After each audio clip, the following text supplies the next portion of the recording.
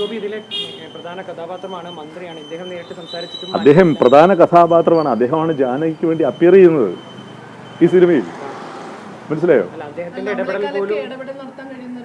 അല്ല, നമ്മളെക്കാളൊക്കെ ഇടപെടൽ നടത്താൻ കഴിയുന്ന ആളാണ് എന്ന് പറഞ്ഞ ഭരണതലത്തിലാണ്. ഞാൻ നിങ്ങളോട് ഇപ്പോഴും പറയുന്നു, ഇതൊരു ഗവൺമെന്റൽ ഡിസിഷനോ ഒരു പൊളിറ്റിക്കൽ ലീഡർഷിപ്പിന്റെ ഡിസിഷനോ ആണോ എന്നുള്ളതിനെ കുറിച്ച് നമുക്ക് യാതൊരു വ്യക്തതയുമില്ല. കാര്യം അദ്ദേഹം എന്നോട് പറഞ്ഞത് ഈ ഡിസിഷൻ വന്നപ്പോൾ തന്നെ ഞാൻ അത് ഇടപെട്ട് സംസാരിച്ചു എന്നാണ് പറഞ്ഞത്. അദ്ദേഹം സംസാരിച്ചത് ആരോടാണെന്നൊന്നും ഞാൻ ചോദിച്ചില്ല. അപ്പോൾ ആ സംസാരത്തിന് എന്തെങ്കിലും ഫലമുണ്ടോ എന്നുള്ളത് നാളെ വരെ നമുക്ക് കാത്തിരിക്കാം. ഇന്നിപ്പോൾ ഓഫീസില്ലല്ലോ. നാളെ എന്തായാലും ഈ പ്രവീണിനോട് നമ്മൾ പറഞ്ഞിട്ടുണ്ട് ഷോക്കോസ് വരട്ടെ. ഷോക്കോസ് വന്നിട്ട് എന്താണ് അവരതിൽ കാരണം പറയുന്നത് നോക്കട്ടെ. പക്ഷേ നമ്മളെ ഞെട്ടിക്കുന്നത് ഇതിന് ഒരു പ്രസിഡൻസ് ഉണ്ടെന്നുള്ളതാണ്. പത്മകുമാറിൻ്റെ സിനിമ നിങ്ങൾ അദ്ദേഹത്തെ കാണണം. തിരുവനന്തപുരത്തുള്ള ആളല്ലേ അദ്ദേഹം ഫിലിം മേക്കറാണ്. അദ്ദേഹം എന്നിട്ട് ജയന്തി എന്ന് മാറ്റിയിട്ടാണ് ആ സിനിമയ്ക്ക് സർട്ടിഫിക്കേഷൻ കൊടുത്തിരിക്കുന്നത്. അതല്ലെങ്കിൽ അപ്പുറത്ത് നിൽക്കുന്ന പങ്കാളിയുടെ പേര്, അല്ല പങ്കാളിയല്ല, സുഹൃത്താണെന്ന് തോന്നുന്നു, എബ്രഹാം എന്നുള്ളത് മാറ്റാനാണ് പറയുന്നത്. അല്ല, രാവണപ്രഭുവിലും ജാനകിയാണ് നായിക. അപ്പം ഞാൻ പറയുന്നത് എൻ്റെ പേര് നിരോധിക്കുമോ എന്നുള്ള എൻ്റെ പേടി. ഇപ്പം നിങ്ങൾ ചോദിക്കുക രാവണപ്രഭു നിരോധിക്കുമെന്ന് ചോദിച്ചാൽ എന്ത് ചെയ്യാൻ പറ്റും? അപ്പോൾ ഇത് നമ്മളുടെ ഒരു പേര് എന്ന് പറയുന്നത് നമ്മളുടെ സ്വത്വബോധവും നമ്മുടെ കർത്തൃത്വമായിട്ട് ഒരു ബന്ധവുമില്ല. ഉണ്ണികൃഷ്ണൻ്റെ പേര് എൻ്റെ അമ്മ ഇട്ട പേരാ ഉണ്ണികൃഷ്ണൻ പേര്. അപ്പോൾ ഞാൻ എന്ന് പറയുന്ന ഒരു കർത്തൃത്വത്തിന് ആ പേരുമായിട്ട് എന്താ ബന്ധമുള്ളത്? നിങ്ങൾ ഉണ്ണികൃഷ്ണൻ വിളിക്കുമ്പോൾ ഞാൻ വിളി കേൾക്കുന്നു എന്നല്ലാതെ മറ്റു തരത്തിലുള്ള റെഫറൻസുകൾ അതിനകത്തില്ലല്ലോ. നിങ്ങൾക്കൊക്കെ ഉള്ള പേരുകളെ നിങ്ങൾ ആലോചിച്ച് നോക്കൂ. ഇത്തരം യുക്തിയെങ്കിലും ഇവരാലോചിക്കണ്ടേ?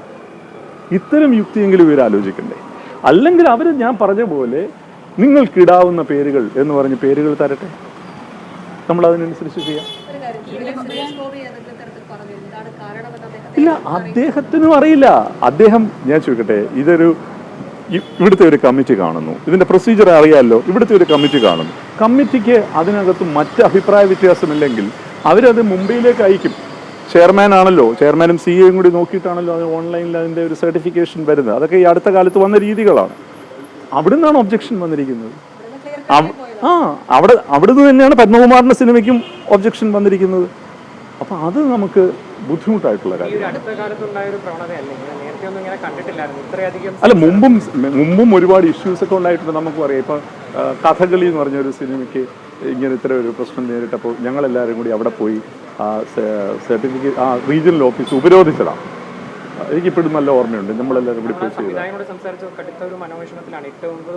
എന്താണ് പറയുന്നത്? അദ്ദേഹം എത്ര നാള് ഈ ഒരു സിനിമയ്ക്ക് വേണ്ടി സ്പെൻഡ് ചെയ്തതാണ്.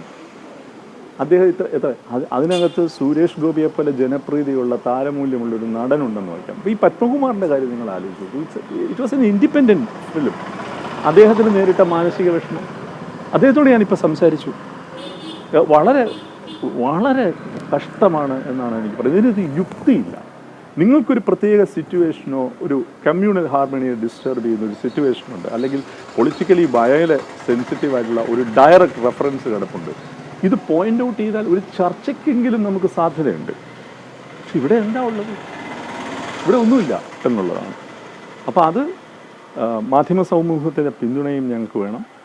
ഇന്ന് എന്നോടൊരു പത്രപ്രവർത്തകൻ ചൂണ്ടിക്കാണിച്ചതുപോലെ നാളെ ഒരു ക്രൈം നിങ്ങൾക്ക് റിപ്പോർട്ട് ചെയ്യാൻ വരുമ്പോൾ അതിൽ ഇൻവോൾവായി ചെയ്തിരിക്കുന്നവർക്ക് ദൈവനാമമാണ് എന്ന് പറഞ്ഞാൽ നിങ്ങൾ എന്ത് ചെയ്യും?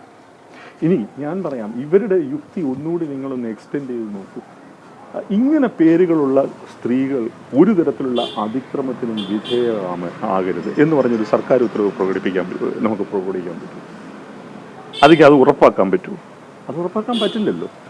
അപ്പം കല എന്ന് പറയുന്നത് തീർച്ചയായിട്ടും കഥാപാത്രം, കഥ എന്ന് പറയുന്നത് അതൊരു എഴുത്തുകാരൻ്റെയും ഒരു സംവിധായകൻ്റെയും സ്വാതന്ത്ര്യത്തിൽ പെടുന്നതാണ്.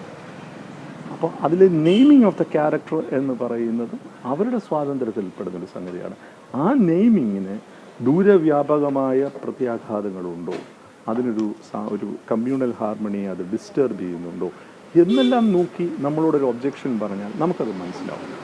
പക്ഷേ ഈ പേര് പാടില്ല, നിങ്ങൾ വേറെ ഏത് പേര് വേണമെങ്കിലും ഇട്ടുള്ളൂ. ഇതിപ്പോൾ അടുത്ത ഫെഫ്കയുടെ നടപടികൾ എങ്ങനെയായിരിക്കും ഇതുമായി? അല്ല, ഒന്ന് ആലോചിക്കട്ടെ. നാളെ നിന്ന് ഷോക്കോസ് വരട്ടെ. ഷോക്കോസ് വന്നിട്ട് കോടതിയെ നമ്മൾ സമീപിക്കും. അതിൽ ഞങ്ങൾ കക്ഷി ചേരണോ എന്നുള്ളതൊക്കെ ഞങ്ങൾ ആലോചിക്കും.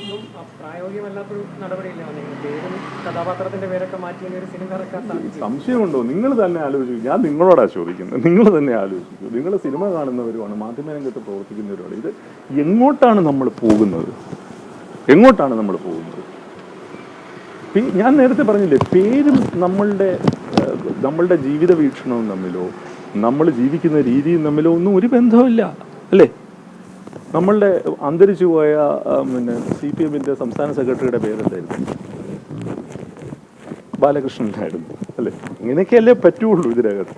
അപ്പം നമുക്ക് അത്തരം പേരുകളും ആളും തമ്മിൽ എന്താണ് ബന്ധമുള്ളത്? നമുക്ക് നാളെ ഒരു സിനിമയ്ക്ക് ഇപ്പോൾ എൻ്റെ ഒരു അടുത്ത സുഹൃത്ത് എന്നെ വിളിച്ചു പറഞ്ഞു, അദ്ദേഹം ചെയ്യാൻ പോകുന്ന സിനിമയിൽ പ്രധാനപ്പെട്ട പ്രതിനായകൻ്റെ പേര് ഒരു ഹിന്ദു ദൈവത്തിൻ്റെ പേര്. അദ്ദേഹം വളരെ വറീഡാ. ഞാൻ എന്ത് ചെയ്യും എന്നാണ് ചോദിക്കുന്നത്. സുരേഷ് ഗോപി നേരിട്ട് ഇടപെട്ടിട്ടും ഒരു മാറ്റമില്ല എന്നാണ്.